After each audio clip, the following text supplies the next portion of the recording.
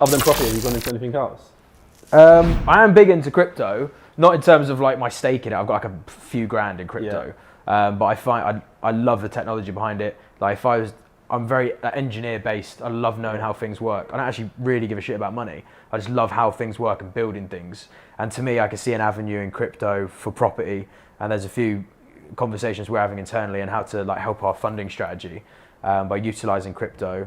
And at the end of the day, understand it the same way understanding finance and having financial sensibility is really important. Every single person on the planet, if they don't switch on to crypto, it's like you're just going to be dead in the water in the future, because it's going to govern everything. And we're already seeing it. It's going, as it filters into finance more and more. I think yesterday BlackRock just opened it up on their market. There's now a live ETF on it in America.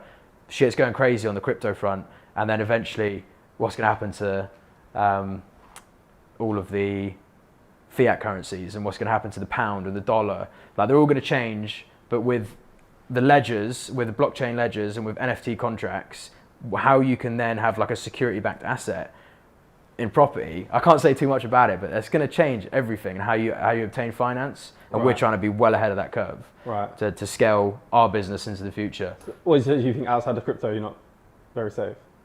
What do you mean? In terms of like you mentioned, in knowledge, you have to get into crypto at some point.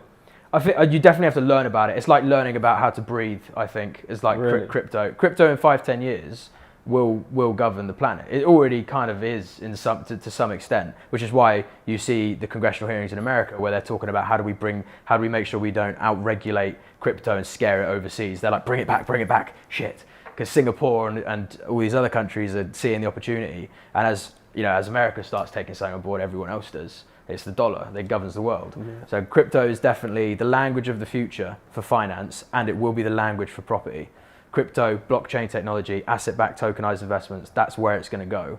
And bridging lenders, big commercial lenders, they're all going to switch up their strategies. It's going to be quite interesting. So how does someone get knowledge about crypto? YouTube, mate. YouTube? Yeah, that's where you can start. I start everything on YouTube. I'm like, podcasts, listen to some stuff, and then, buy the book, speak to the right people.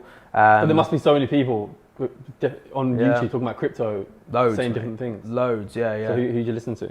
I started off by seeing this guy, the same way I saw Samuel Leeds, I saw this guy called the Coin Bureau guy, and he does like every day he's posting videos about updates in the market, and I was like, it's quite interesting, this stuff. And I just started diving into it and read some books and some ebooks. There's loads of guys, there's so many people doing it, and there's a lot of people who are they're putting across their own coin or their own market. I ignore all that shit. I just want to learn about the technology behind it. And to me, the blockchain was always the interesting thing because of what it can do to the property market. It's mega what it's going to do. And I was like, how can we take this? How can we make this our thing? And that's kind of what we're focused on.